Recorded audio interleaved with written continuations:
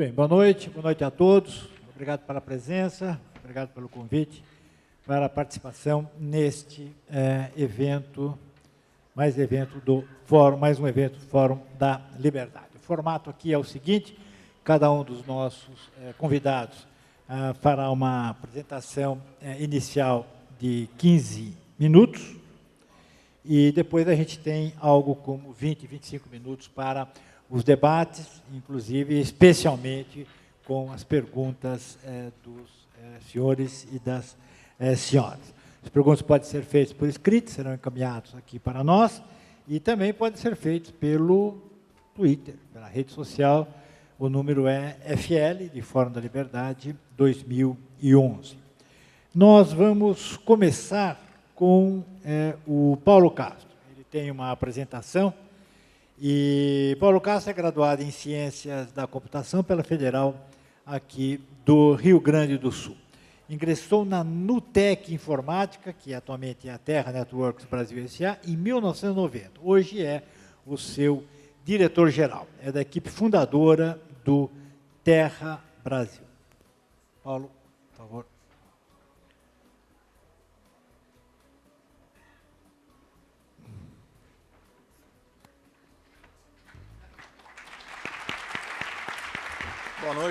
Boa noite. Eu, como o Carlos Sadenberg comentou, vou fazer uma pequena apresentação, depois a gente parte para o debate. A minha ideia é contextualizar um pouco toda a questão da internet, né, e com isso acho que fica mais fácil a gente entrar nesse debate sobre serviços e oportunidades.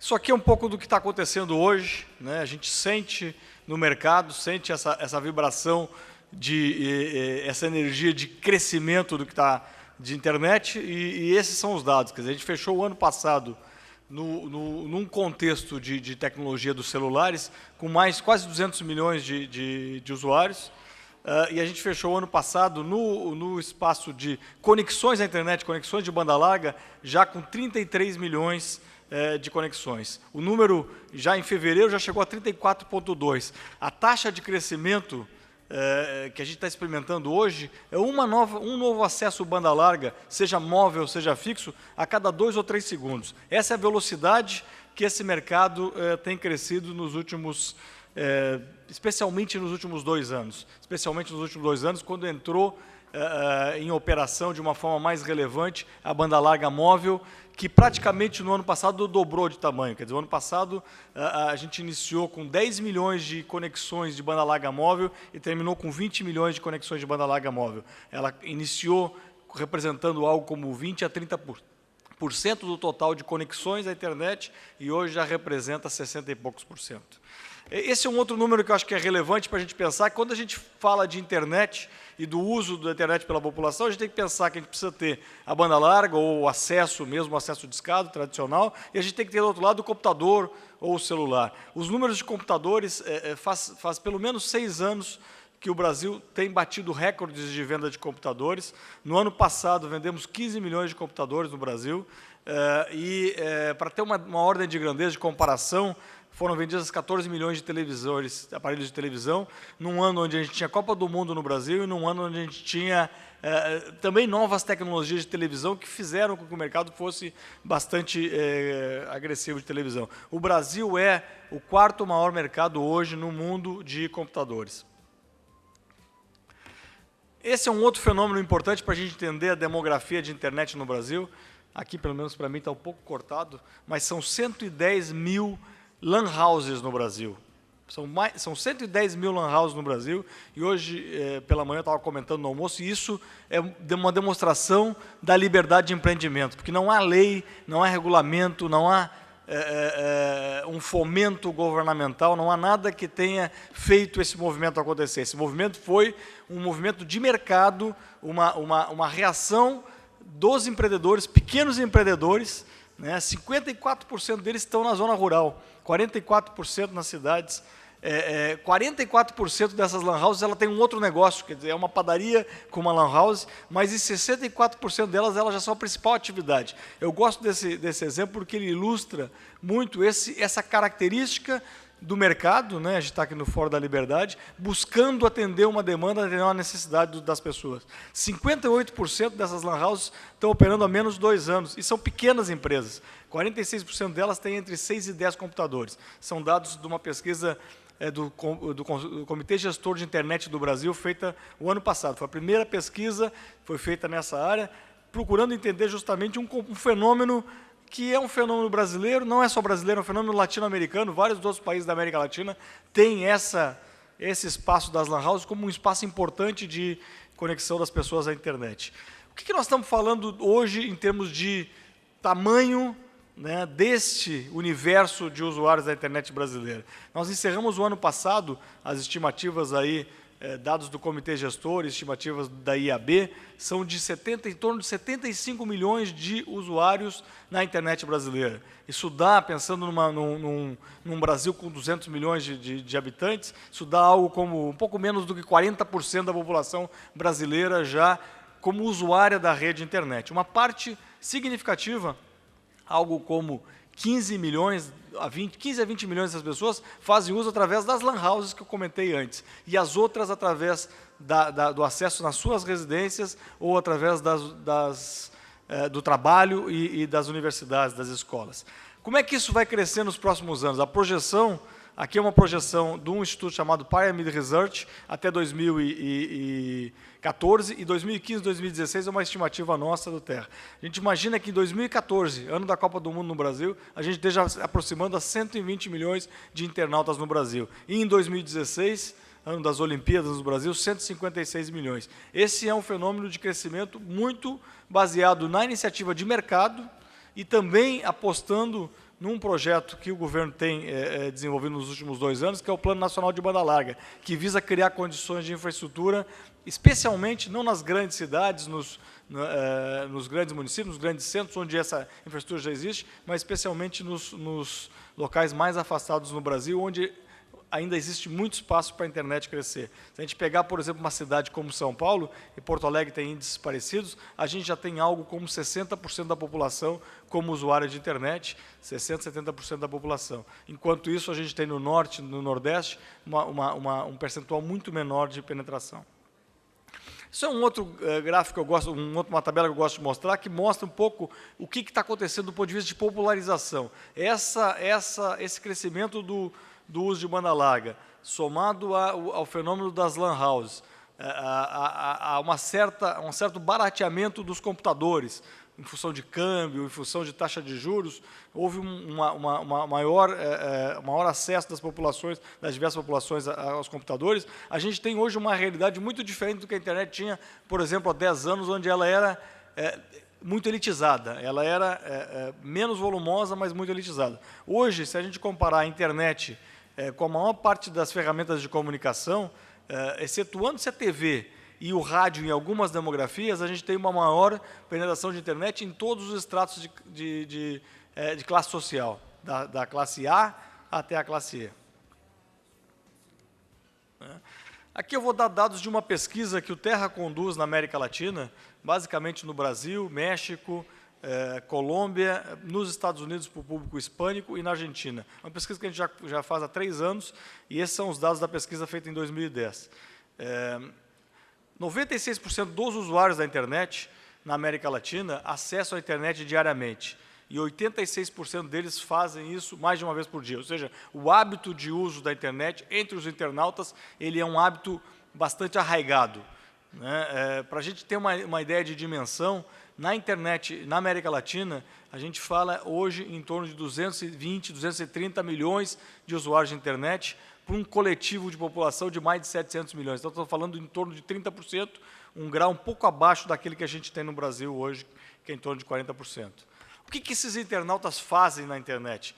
O fenômeno das redes sociais é um fenômeno muito importante.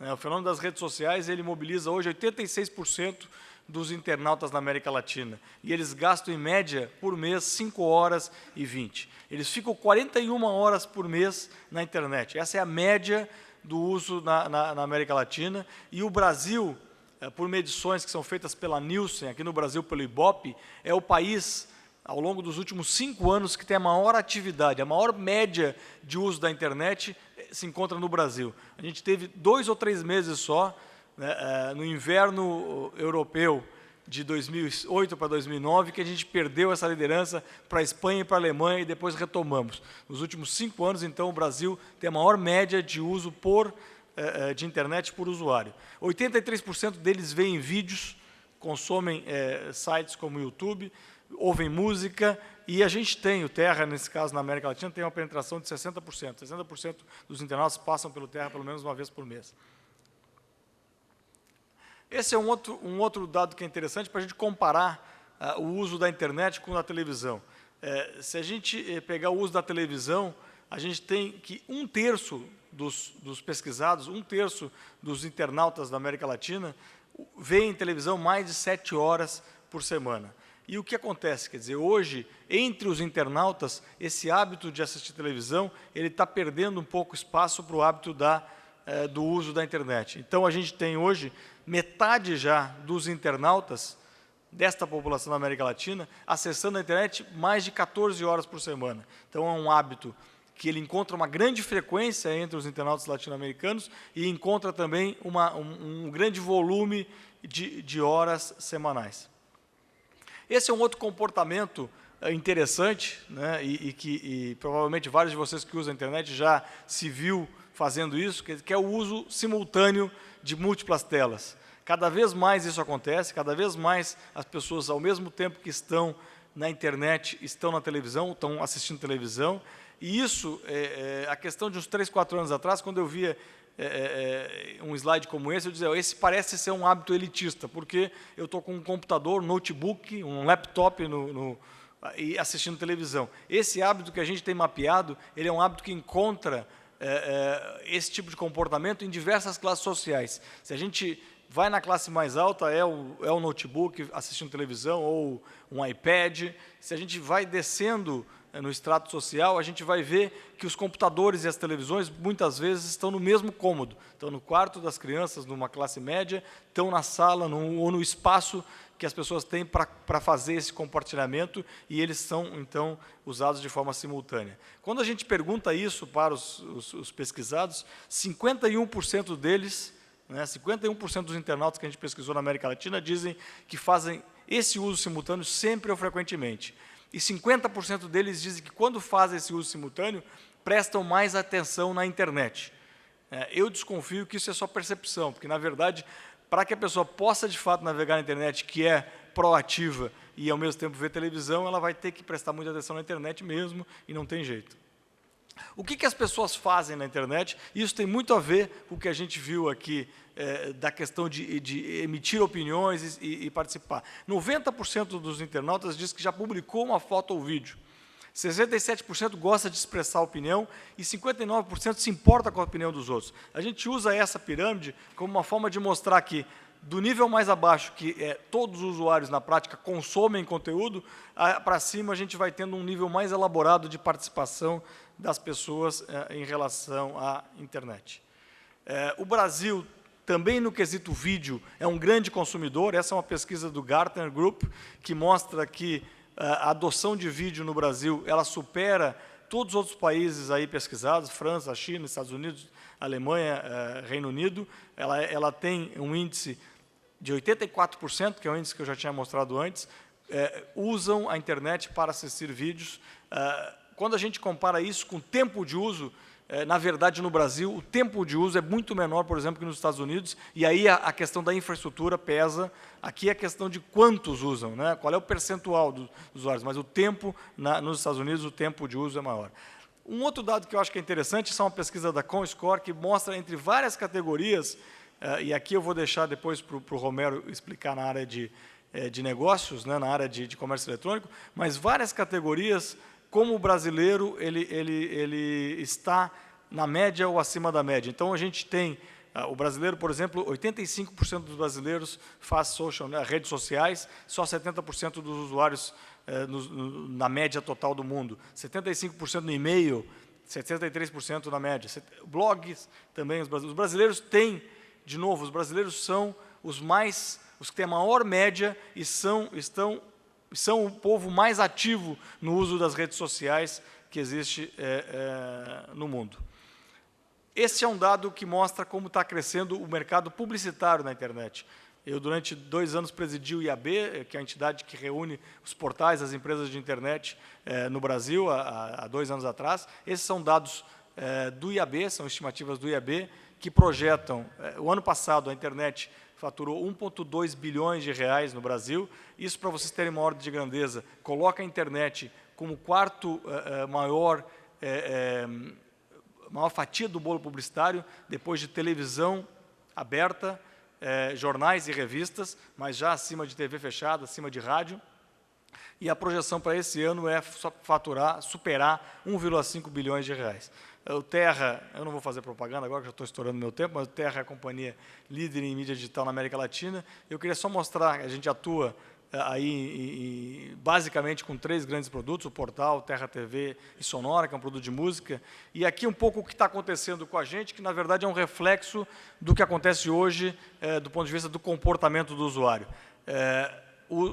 A internet começou como uma experiência muito focada nos computadores e de alguma forma se expande hoje para a oferta de conteúdo através dos celulares, através de TVs conectadas que foram lançadas no Brasil há 2 anos e hoje começam a ter bastante espaço no mercado, através dos tablets, né, o iPad, que o ano passado sozinho vendeu 15 milhões no mundo, e esse ano se imagina com vários fornecedores diferentes de tablets, um mercado muito grande, projeções acima de 50, 60 milhões de tablets no mundo esse ano, e outros dispositivos e outras telas que fazem parte do nosso dia a dia. Para a gente fechar, porque a gente depois vai para o debate, né, a internet cresce e consolida-se como um meio de comunicação relevante hoje em todas as classes sociais. Aqui, como a gente está num fórum de liberdade, de empreendimento, de empreendedores, eu sempre sustento que a internet brasileira tem massa crítica para o desenvolvimento de negócios de qualquer natureza. Nós temos na internet no Brasil, com 75 milhões, nós temos mais que uma França, mais que uma Espanha, mais que uma Argentina de população total. O usuário brasileiro, ele é early adopter, ele gosta da tecnologia, ele vibra com a tecnologia e ele é o mais ativo. Nós não estamos falando do usuário elitizado, estamos falando da média do usuário, o que é importante para a gente pensar como que isso reflete nos negócios. E essa convergência que a gente vive hoje, ela cria novas oportunidades e ela cria também novos desafios para as empresas e para quem, de alguma forma, for usufruir dela. Quase no tempo, hein, Carlos? Já acabou. Obrigado.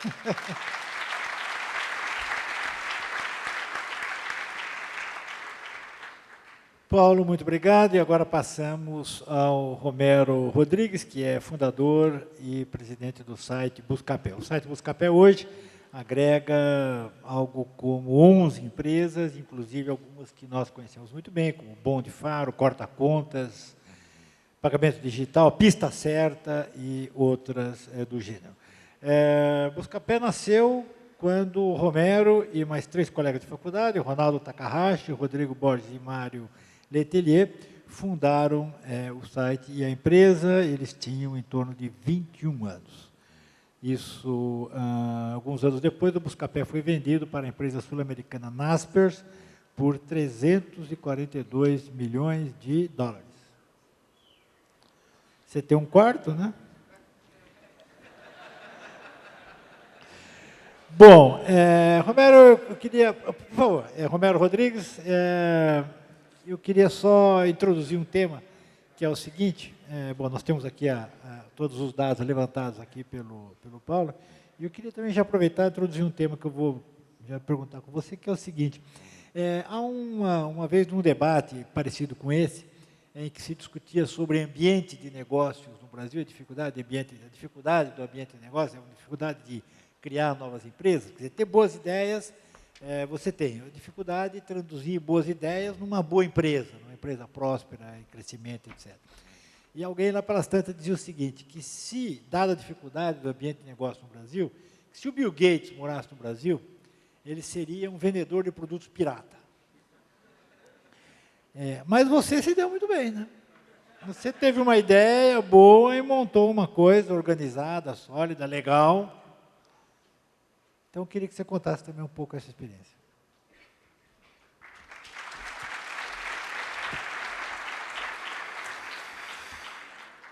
Bom, gente, boa noite. Obrigado pelas palavras, Sarenberg. Eu vim aqui primeiro pensando em falar um pouco sobre e-commerce e trazer alguns números e assim por diante. Mas uma palavra nessa apresentação me chamou a atenção, me deu coceirinha, aquela coceirinha de empreendedor, que era a palavra oportunidade. Eu acho que essa é uma de duas palavras, depois eu vou contar outra, que todo empreendedor tem que estar sempre atento. Eu queria, então, em vez de falar de e-commerce, em vez de falar para os empresários, eu queria falar para os jovens. E aí cabe todo mundo, porque eu quero falar para os jovens de espírito em geral, né, que eu acho que é uma ótima definição de empreendedor também. Quando eu preciso explicar, vender o que é o Buscapé em um quadro, eu mostro esse quadro. É um quadro confuso, mas é o que melhor explica como essas 11 empresas se conectam e como a gente faz negócio, são diferentes formas de negócio, atuando ao longo do ciclo de decisão, da compra e assim por diante. Mas isso não é tão relevante. Na verdade, eu nem vou usar os outros quadros da apresentação.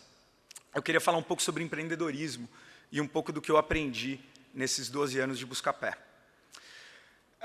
A gente começou o Buscapé com um quadro muito diferente desse. Na verdade, é um quadro que tem hoje na entrada da empresa, que é uma série de consumidores com seus produtos, levantando os produtos para o alto, porque a gente queria melhorar a forma como as pessoas realizavam suas compras.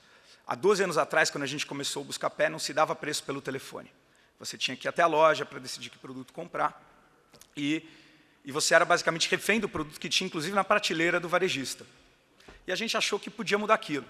Então, 4 jovens, de uma forma romântica, a gente criou um software e ligou para uma série de varejistas para instalar aquele software, que era distribuído num disquete, nos seus computadores.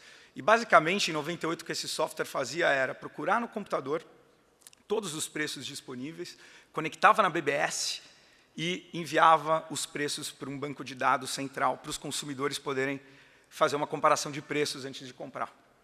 E a gente escutou muita gargalhada do outro lado da linha, alguns telefones se desligaram e, basicamente, ninguém gostou da ideia de ter seus preços pesquisados. E a gente foi atrás, com muita teimosia, né, raça, que também é uma palavra que tem a ver com empreendedorismo, e ao invés de continuar tentando com o software, a gente resolveu capturar todos os preços que existiam naquele momento na internet. E eram só 4 lojas online em 98 que a gente identificou que vendiam e que tinham preço publicado. A gente desenvolveu aí um software que capturava automaticamente todos esses preços, publicava na internet, e um ano depois nós lançamos o Buscapé com toda a internet indexada, que na época eram 35 lojas e 30 mil produtos. Tá? Esse número hoje, obviamente, já está bem maior, ele está passando da casa do meio milhão de empresas cadastradas. E ali, com aquele pouquinho de preço, a gente achou que ia trazer um pouquinho de consumidor e continuou insistindo, e a gente achava que talvez em 6 meses a gente fosse convencer as lojas de rua a enviarem finalmente os preços.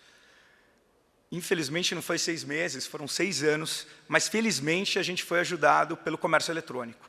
A verdade é que o comércio eletrônico nunca cresceu menos de 40% de um ano para o outro, e vem crescendo 40% nos últimos anos, e a previsão desse ano é de 40% de novo. A diferença é que é sobre um número muito maior. Né?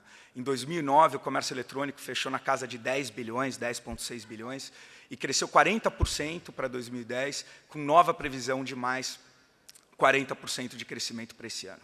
E isso eu estou falando basicamente do que a gente considera comércio eletrônico tradicional, vendas de produtos, né, produtos entregues. Nisso não está incluído sites de leilão, nisso não está incluído comércio entre empresas, nisso não está incluído turismo. Muito menos as novas formas de comércio eletrônico que estão surgindo todo dia. A verdade é que hoje, na verdade, nem hoje, ao final desse ano de 2011, nós vamos ter 27 milhões de brasileiros que já fizeram uma compra online. Isso comparado com 2000, quando a gente estava no comecinho do Buscapé, é 100 vezes maior, desculpa. Eram 200 mil brasileiros que a gente estimava naquela época que já tinham feito uma compra online. Na sua grande maioria de um livro e provavelmente de uma loja fora do Brasil. Eu acho que o que eu quero dizer com isso, e que o Paulo mostrou muito bem, é que a gente tem uma infraestrutura de internet muito bem pavimentada. Isso faz com que negócios que surjam do nada possam ser distribuídos e cresçam rapidamente. Né? Vê, por exemplo, o fenômeno das compras coletivas. São empresas que há um ano atrás não existiam, e é um mercado que vai fechar 12 meses agora, mais ou menos em julho, quando completar um ano da primeira empresa, já faturando R$ 1 bilhão. Eu costumo ver os modelos de negócio de uma forma simples. Você tem produção e distribuição. Isso funciona para conteúdo, com jornal, com revista, com TV. Isso funciona com comércio, com varejo, com qualquer cadeia produtiva. A grande diferença de um negócio online é que o seu custo de distribuição é quase zero. Então, a gente tem o e-commerce crescendo, num ambiente rápido, num ambiente com custo de distribuição quase zero. Tá? Você tem um terceiro fator importante, que é o Brasil. O Brasil está no hype, tem muito investimento no Brasil. Tem gente investindo no Brasil e não sabe nem direito por que está investindo no Brasil, mas ele é obrigado, por mandato, a investir no Brasil. Vários fundos estão acontecendo isso. E quarto, os jovens. Quando a gente começou o Buscapé, era um ambiente de negócio muito gostoso. Era jovens por todos os lados, criando seus negócios. A universidade fervia. Em todos os lugares só se discutia isso. Um ambiente mais parecido que eu já vi na minha vida com o Vale do Silício. O que acontece é que, com o estouro da bolha em 2002, na verdade em 2000, mas as empresas começaram a assumir ali em final de 2000, 2001, 2002, os jovens também pararam de empreender, de certa forma. Meu sócio, o Rodrigo, foi chamado para ser paraninfo de uma turma de uma escola importante em São Paulo, muito forte, e o diretor da escola chamou ele porque ele estava muito preocupado, porque a maior parte dos seus alunos, que geralmente estão nas melhores cadeiras das melhores universidades, tinham como grande sonho carreira pública. Nada de errado com isso, mas eles queriam carreira pública principalmente pela estabilidade, que era justamente os jovens que estavam sendo educados para empreender, para liderar, para mudar o país. E de 2 anos para cá, o que eu mais tenho visto é justamente esses mesmos jovens empreendendo. O que tem de ideias de negócio por todos os lados não está escrito. Você vê em qualquer faculdade, jovens discutindo ideias, jovens procurando formas de empreender. E, por incrível que pareça, do outro lado, dessa vez, tem muito investimento também. Ainda não tem investimento chegando nesse jovem, na forma de capital de risco, de venture capital. Tem ainda dinheiro no que é chamado private equity, que é um estágio ainda um pouco maior, tem dinheiro para outros rounds, mas isso vai chegar. Né? E esse empreendedor jovem é que vai mudar esse país. É esse empreendedor jovem que vai fazer o novo Brasil. E para esse empreendedor jovem, eu queria deixar 2 mensagens, além da oportunidade. Está de olho na oportunidade. Uma, fazer agora, não esperar. Né?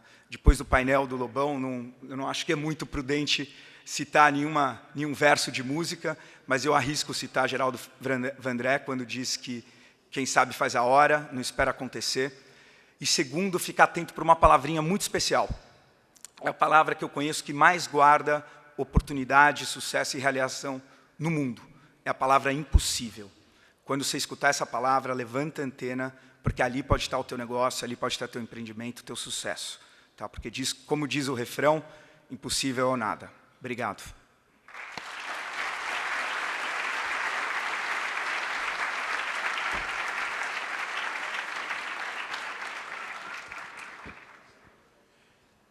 Romero, muito obrigado. Iniciamos agora aqui a parte dos debates. Nós já temos aqui uma pergunta que vem pelo Twitter e tem a ver com a questão do que você havia citado, Paulo, do Plano Nacional de Banda Larga. Você fez um paralelo muito bem com a questão da Lan House, como elas brotaram pelo país, e nós fizemos, há algum tempo atrás, uma série de reportagens no Jornal da Globo sobre empreendimentos. E uma das coisas que nos surpreendeu foi exatamente as Lan Houses que a gente encontrou por tudo quanto era lado. Em favela, em Heliópolis, no Rio, São Paulo, em tudo quanto era lugar, a gente encontrou e nos pareceu realmente uma descoberta de um caminho extraordinário. Eu até fiquei pensando, até no meu comentário, eu falei assim, né? Puxa, o microfone que caiu. Eu até fiquei pensando que se o governo quisesse fazer uma coisa dessa, já pensou em instalar milhares de sedes de acesso ao computador, que seria um desastre. E, na ocasião, o governo estava pensando nisso, quer dizer, como é que eu vou ampliar o acesso gratuito ao computador? E agora veio, então, a ideia do Plano Nacional de Banda Larga, ao qual você se referiu com interesse. Bom, a pergunta é, o Plano Nacional da Banda Larga vai? Não seria melhor, em vez de fazer um plano governamental, reduzir o imposto que é cobrado sobre a banda larga e deixar que as coisas andassem pelo livre mercado? Alô. Eu acho que sim, mas as duas coisas elas vêm juntas. E eu entendo que o governo está pensando dessa forma, pelo menos as últimas declarações que eu vi do ministro Paulo Bernardo, que entendo recebeu essa missão da Dilma como uma missão muito importante dentro do seu governo. Eu ouvi também que ele pretende, com esse Plano Nacional de Banda Larga, dobrar o número de acessos banda larga fixa no Brasil, saindo de algo como uns 15 milhões hoje para 30 milhões daqui a 4 anos, e quer fazer isso com a iniciativa privada. Então, a desoneração de impostos ela está lá também, mas o principal trabalho que tem que ser feito realmente é construir uma infraestrutura que permita chegar aos lugares mais remotos. E aqui eu acho que tem um papel do governo, sim. Eu sei que eu estou no Fórum da Liberdade, posso ser criticado, mas é um pouco como um papel de indução, quer dizer, colocar uma infraestrutura à disposição, que é uma infraestrutura que já existia, da Telebrás e das elétricas, e fazer com que essa infraestrutura possa ser utilizada, mas na ponta seria uma loucura o governo prestar esse serviço. Esse serviço tem que ser prestado por empresas privadas. Eu acho que o governo se dá conta disso, não quer comprar um compromisso desse de prestar esse serviço. E há 3 semanas atrás, eu ouvi uma citação que eu disse, pô, esse é o exemplo do que não está dando certo. Que alguém me comentou o seguinte: eu vou vender como eu comprei os números, e se vocês quiserem pesquisar lá no Jornal da Globo e dizer que não é isso, eu até gostaria. Mas alguém me comentou o seguinte, perguntou assim, quantos fingers tem no Brasil? Fingers, esse túnelzinho para sair do avião e chegar no aeroporto. Eu pensei, fiz uma conta, pô, Congonhas, Guarulhos, Porto Alegre, 75. Foi bem, Paulo, temos 83 no Brasil. E daí essa pessoa me comentava, o novo aeroporto de Xangai, que foi inaugurado recentemente, tem 81 fingers. E nos Estados Unidos tem 15 mil fingers. E essa é uma área que o governo ainda não definiu, que a iniciativa privada tem que explorar. Então, eu acho que o exemplo imagina se as lan houses fossem atividades de governo. Nós íamos ter, talvez, 83, e não 110 mil. Então, eu acho que... Mas, em compensação, 100 mil funcionários. Pode ser.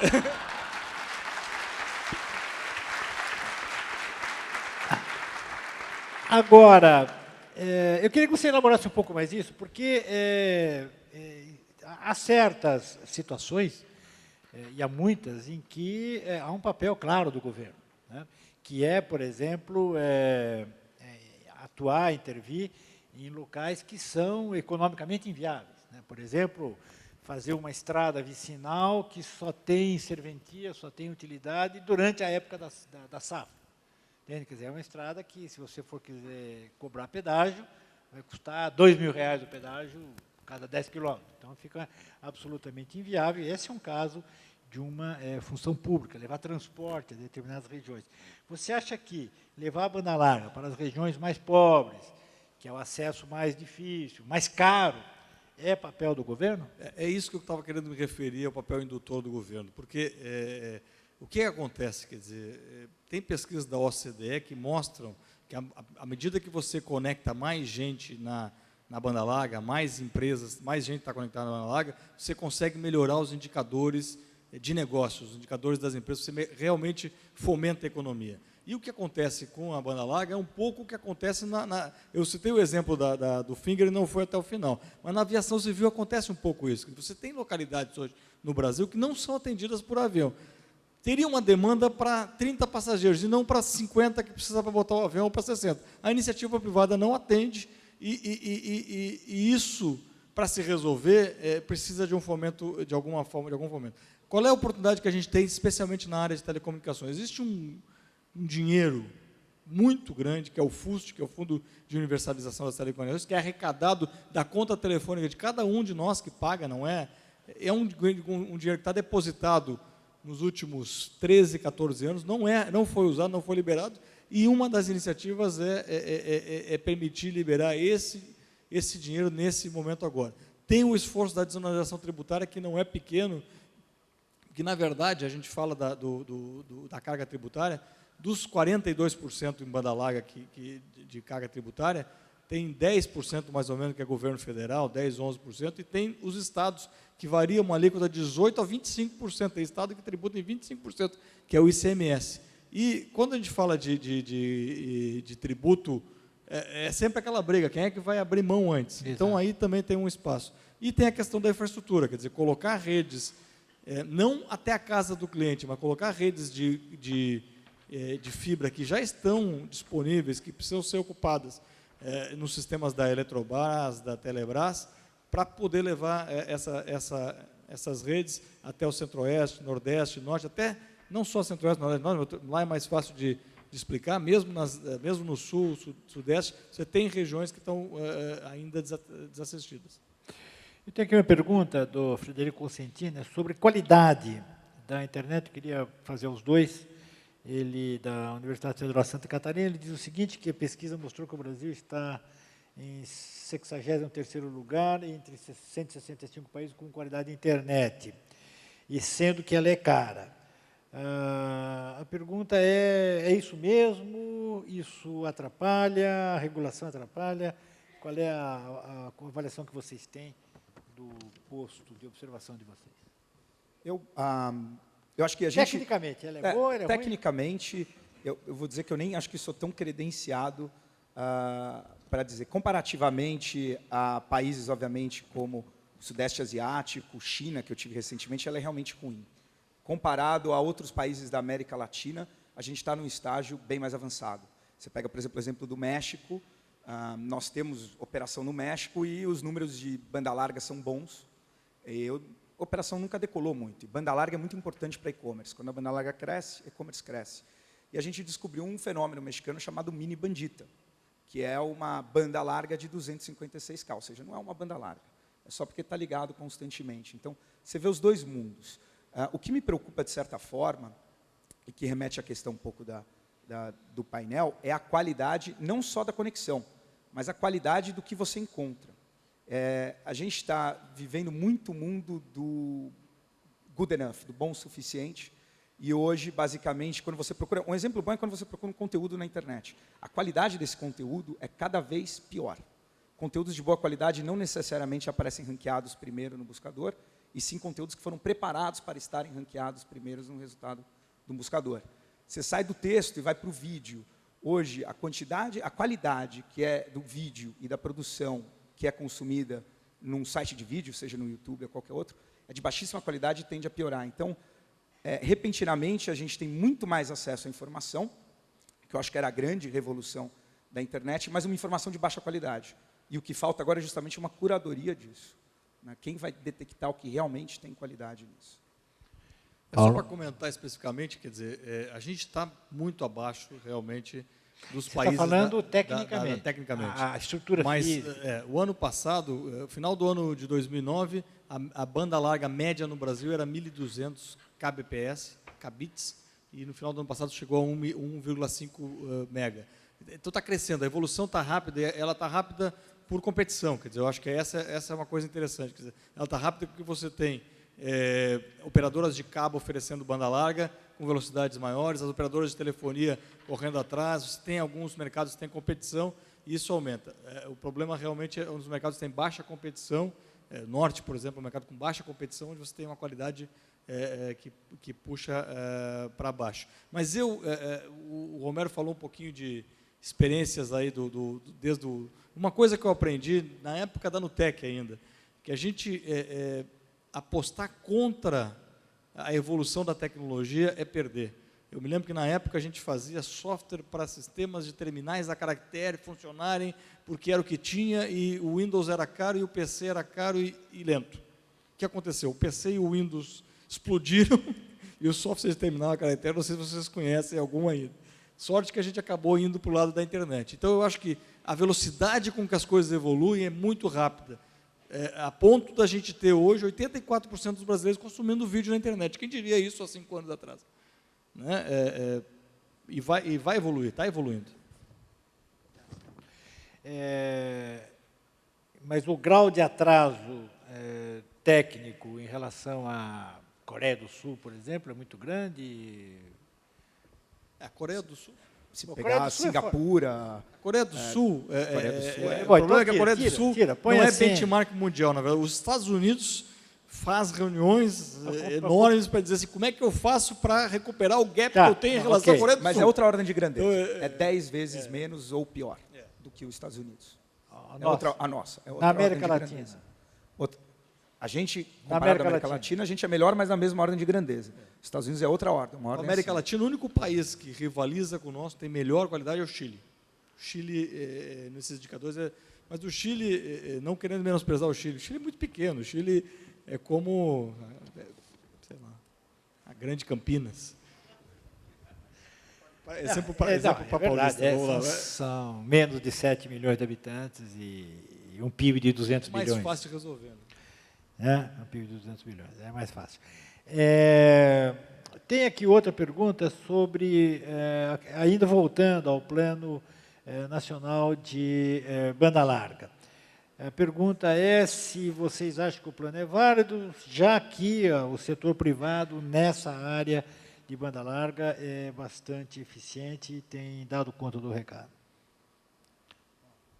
O setor privado, na prática, quer dizer, ainda que seja por meio de autorização ou concessão, ele é o responsável pelas 35 milhões de conexões que a gente tem hoje e é responsável pelos 110 mil lan houses, ponto. Poderemos evoluir mais rápido com o apoio do governo? Se for apoio, eu acredito que sim. Se for colocar a infraestrutura à disposição, se for o excesso de regulamentação, a gente pode ter o efeito contrário. A gente pode ter um problema. Sobre, no seu negócio, Romero, negócio de impostos, está uma onda recente de os estados cobrarem as compras pela internet. Como é que está isso? Essa é uma A questão... Bahia acabou de colocar um imposto de 10% sobre todas as compras, 10% sobre todas as compras na internet. Essa é uma discussão que eu acho que vai ser longa, infelizmente. Mesmo nos Estados Unidos, que tinha uma regra muito bem estabelecida, está se abrindo a discussão novamente. Mas acho que, de novo, é uma oportunidade para o e-commerce continuar crescendo. O que acontece, por exemplo, nos Estados Unidos, e difere do Brasil, é que quando você compra online e você não está no mesmo estado que a loja, você não tem tributação, porque o imposto de venda de mercadoria é interno ao Estado, então aquilo não pertence ao Estado. No Brasil, isso fica com o Estado da onde saiu a mercadoria, normalmente. E aí começa essa guerra fiscal entre os Estados. Diretamente, isso cria, na verdade, algumas oportunidades para algumas empresas se deslocarem de grandes centros também, como São Paulo e Rio, onde elas acabam pagando o imposto sempre, para outras localidades. Óbvio que, no meio da discussão, ambos os estados querem cobrar. Um não quer deixar de ter a receita que já existe, o outro quer cobrar pela receita que ele perde. O Buscapé, ele fica um pouco de lado nisso, uma vez que o que a gente faz é uma prestação de serviço. Então, a gente não chega a ter trânsito de mercadoria, não tem ICMS. Mas a gente olha com atenção por causa dos parceiros de negócio das lojas. Exatamente. O que mais que nós temos aqui? Bom, são duas, no caso de vocês dois, são empresas que têm bastante gente trabalhando, funcionários ou associados, e o Bruno Aguiar pergunta como é que vocês lidam com a legislação trabalhista. Bom, hoje o Buscapé... Qual é o regime de trabalho do pessoal lá? Hoje, quantas pessoas tem lá? Então, o Buscapé está com 910 pessoas. Tá? Disso, boa parte no Brasil, e destes, uma boa parte em São Paulo, mas nós temos 5 escritórios no Brasil, não só São Paulo, Rio e assim por diante. A gente tem 100% CLT, todo mundo. E realmente isso é algo que eu acho interessante ser mencionado, porque para o setor de tecnologia é algo muito complicado. Você vê hoje conseguir manter um bom engenheiro num regime 100% regular é muito difícil. E isso inibe muito a criação de startups. Tá? Boa parte das empresas de internet que existem hoje surgiram com sócios que são, de alguma forma, relacionados à tecnologia, que tiveram a oportunidade de saber programar para desenvolver o seu negócio. Né? E se uma pessoa da área de marketing ou administração tem uma boa ideia e vai precisar de um desenvolvedor, vai ser caro normalmente, ou seja, geralmente você traz até essa pessoa como sócio. A gente tem diretos, colaboradores diretos, 650, todos contratados, CLT. E, além disso, a gente tem toda a área de call center, que fica, inclusive, aqui em Porto Alegre. A gente tem mais de 2.000 colaboradores, que também são contratados, mas por uma empresa que presta serviço para nós. E eu concordo com o Romero. Acho que nós temos esses 2.000 também é CLT? CLT, sim, são os operadores de telemarketing, atendentes, etc. A gente tem, eu acho que a gente vive já um gap de recursos humanos na nossa área. Muitas vezes, quer dizer, uma empresa que atua de forma correta na legislação acaba brigando com uma mão amarrada nas costas, porque muita gente acaba atuando, fazendo a contratação como empresa, fazendo o regime flex, né, que é uma parte na carteira, outra parte pela empresa. Você sabe que tem o flex, né? O flex o carro flex tem o regime flex, né? Uma parte na carteira, outra parte na carteira. Então, mas a gente se pauta pela legalidade, tem que atuar dessa forma, não tem outro Porque jeito. uma queixa que a gente, no ramo, no setor de vocês, que a gente ouve muito é que seria necessário, seria conveniente para as duas partes a contratação de serviço por tempo determinado, comprar uma ideia de uma pessoa, não precisar contratar aquela pessoa, mas sim contratá-la para desenvolver isso, aquilo e tal. Sem dúvida, não. Seria algo que seria extremamente interessante para ambos os lados, porque você tem muito talento no Brasil e que poderia estar sendo, eventualmente, ainda melhor remunerado, né? A grande barreira é realmente a carga tributária nesse setor, né? A gente tem um ambiente de trabalho diferenciado no Buscapé porque a gente precisa ter. No final do dia, a gente compete por talento com Google, com Microsoft, com PayPal, eBay, com o Paulinho aqui, e é uma briga difícil. Está faltando mão de obra? Tá. Eu lembro de um termo muito O bacana. que falta? Engenheiro? O que é? Então, esse é o problema, porque antes era o apagão de talento, agora é o apagão total. Eu acho que falta mão de obra para quase qualquer posição, com a qualificação mínima. Para a posição de telemarketing hoje, falta mão de obra. É verdade. Nós, posição de telemarketing, falta mão de obra. No meio digital, uma pesquisa que o IAB fez, que reúne os portais, a gente estima que falta no mínimo 30 mil pessoas para atuar em agências, em anunciantes que conheçam a mídia digital e possam programar isso. 30 mil pessoas. Então tem emprego aí, né? Bom, tem aqui uma pergunta, uma consultoria aqui para o Romero. Vamos lá. Tem uma consultoria aqui, deixa eu ver se eu acho aqui. Está aqui, ó. É o Darby. Ele trabalha com TI há uma década e há 3 anos ele bolou um negócio, que é uma rede social empresarial, um tipo de negócio diferente e de boa aceitação no mercado. Ele diz que ele tem agenda, na rede dele ele tem agenda, como a gente diria antigamente, tem serviço até o fim do ano. A receita mensal é acumulativa, porém, diz ele, agora está batendo naquele, vai crescendo, vai batendo na trave, falta estrutura física e pessoal para conseguir dar um salto. Pergunta, qual a sua dica para a busca de parceiro ou investidor?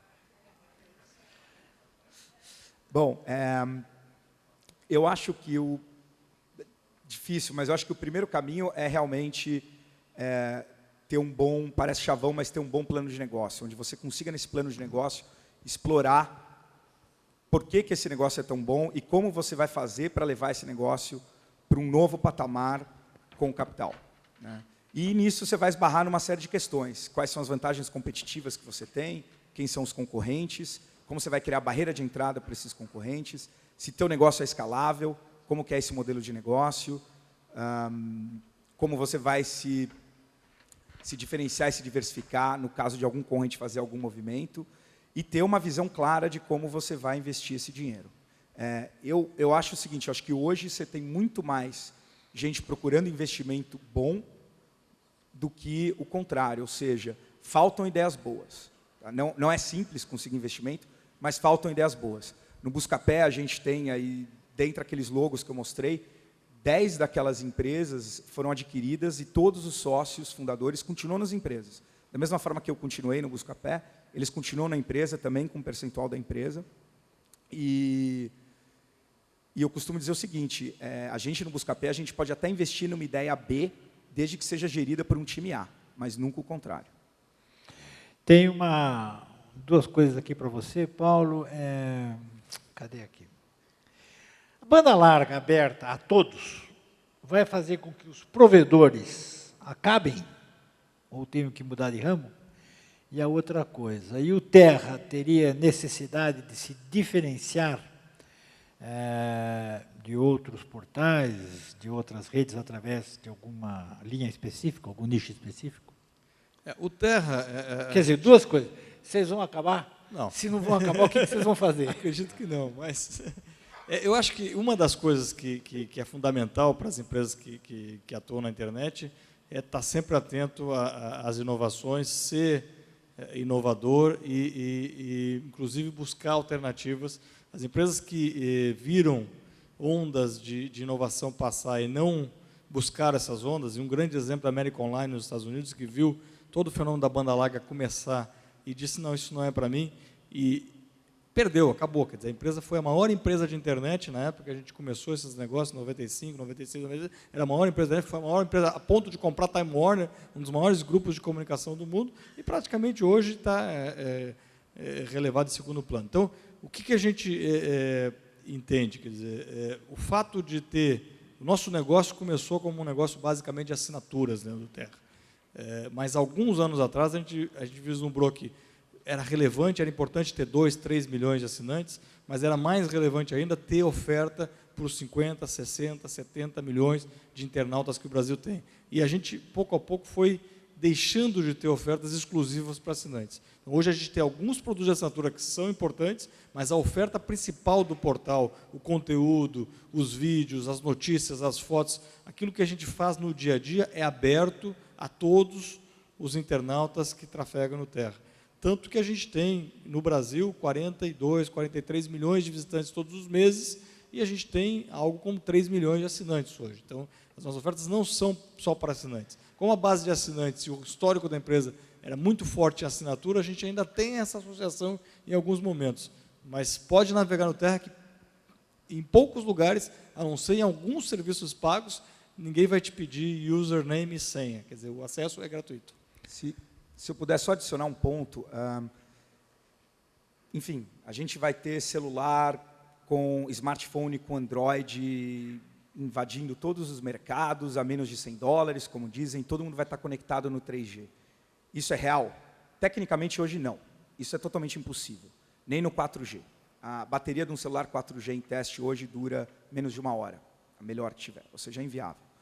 Tem outro problema, frequência. Se você colocar todo mundo no celular, mesmo no 4G, você não tem banda suficiente para todo mundo estar conectado. Tá. Romero, você acredita que vai estar todo mundo conectado com banda larga? Acredito. Tá. Óbvio, tem um monte de impossíveis aí, que nem eu brinquei agora há pouco nessa história. Hoje não é possível, mas a gente está a caminho. Então, eu não tenho a menor dúvida que em 10, 15 anos a gente vai ter boa parte da população. 10 anos? 10, 15, 20 anos. Há 10 anos atrás, eu não imaginava que a gente ia Conexão estar aqui direta, agora. sem provedor.